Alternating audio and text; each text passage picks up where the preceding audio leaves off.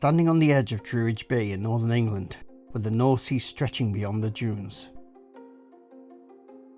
there is something odd about this building. It looks at first like a ruined cottage. Stone walls, a chimney at one end, and an uneven, broken outline, just something long abandoned. There is no roof. The walls rise to different heights, and what look like window openings are scattered through the stonework. Nothing about it immediately suggests anything important.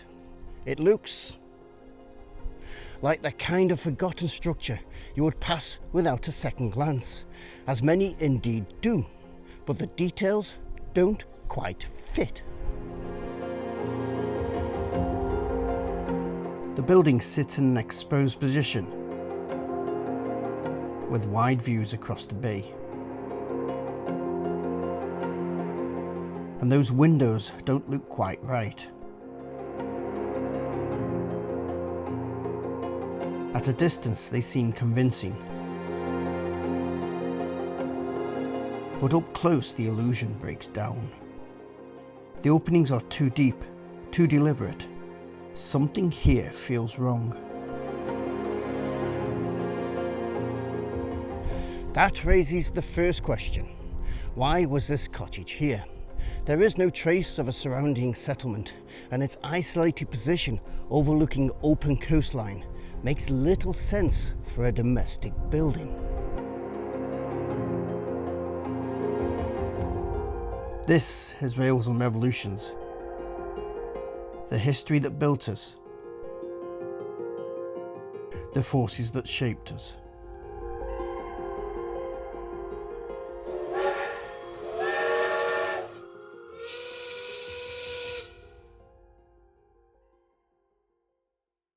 When you step back, something about the building feels staged.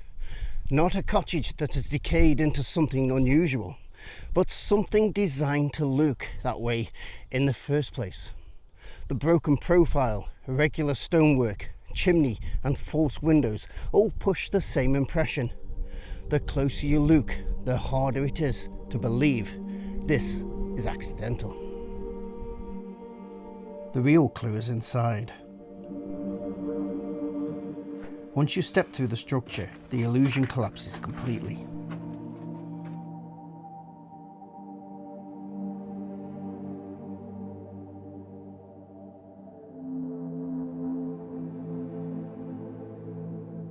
There is no fireplace, no domestic layout, no sign of habitation. Instead, a heavy internal wall divides the space, with thick masonry, a concrete roof, and openings that could never be used to allow lots of light into the building. The reality is that what initially looked like a ruined home from the outside is in reality a fortified position. To understand why it is here, we need to go back to 1940. At that time, the Second World War was raging and had reached a critical point for Britain.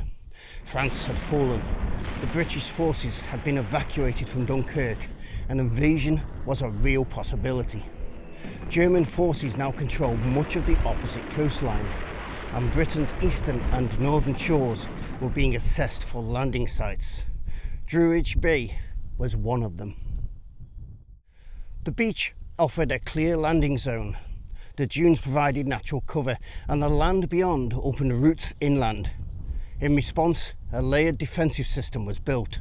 Anti-tank blocks lined the shore, in places forming multiple barriers, with scaffolding added later. Behind them were ditches, minefields, roadblocks, and defended positions designed to slow and fragment any advance. Suddenly, the cottage makes more sense. Because every defensive system has a weakness. It must see the enemy, but visibility creates exposure. A standard concrete pillbox is easy to identify from the air or sea. Its shape alone gives it away. For an invading force, mapping those positions in advance would be invaluable.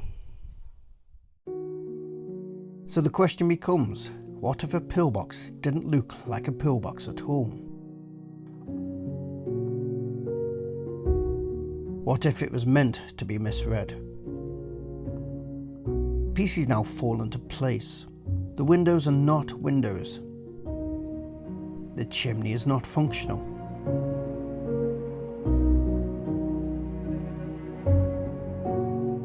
Broken roofline is not decay. The entire structure is designed to be interpreted incorrectly. It is not hidden, it is disguised. Built as a military position, but deliberately constructed to resemble a ruined cottage. It was designed to survive enemy reconnaissance by appearing harmless from a distance. And that is what makes it so effective. A ruined cottage is unremarkable. There were thousands like it along the British coast. It does not trigger suspicion. Inside, however, the reality is very different. 3 rifle embrasures face the coastline, each with concrete rests for weapons.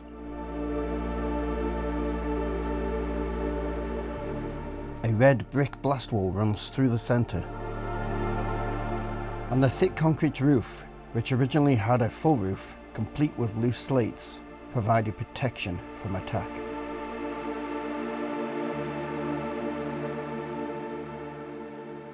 From within, there is no ambiguity. This is a fighting position designed to control the beach beyond. The men stationed here would have spent long periods in a confined concrete and brick enclosure, watching the coastline through narrow openings that offered protection, but only a limited view of the world beyond. There would have been little comfort and even less privacy. On a clear day, they would have been staring across an apparently peaceful stretch of sand and sea. In bad weather, the wind, rain and cold of the North Sea would have found its way into every opening. The purpose of a position like this was to be ready for something that might never happen. Hours could pass with nothing more threatening than a fishing boat on the horizon, or something moving along the beach. Yet the entire reason for being here was the possibility that at any moment that quiet scene could change. If an invasion had come, these men would not have been standing in an isolated building waiting to fight a battle on their own. They would have been one small part of a much larger defensive system, expected to use their weapons to cover the beach and contribute to the wider attempt to slow an invading force. Today, we can stand inside it in silence and look out through the same windows. The difference is that we know what is waiting beyond them. For the men who were stationed here, they could only wait and wonder whether the invasion they had been preparing for would ever appear on that horizon.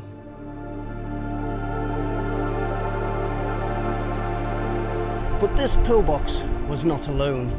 Druridge Bay formed part of a wider defensive network, including additional pillboxes, such as this one, anti-tank obstacles, some of which still remain, and coastal artillery. The nearby Hemscott battery mounted 6-inch naval guns supported by further observation and firing positions along the coast. The system mattered. No single position was expected to stop an invasion. The goal was delay and disruption. Any force landing here would be forced into a narrowing, increasingly hostile landscape, shaped by overlapping fields of fire and physical barriers. We also find that this kind of deception was not unique to Druridge Bay. During the Second World War, a number of pillboxes and other defensive positions across England were deliberately disguised to make them less obvious to enemy reconnaissance. Some were incorporated into existing buildings, while others were constructed to resemble ordinary structures such as cottages, barns and ruins. The idea was always the same.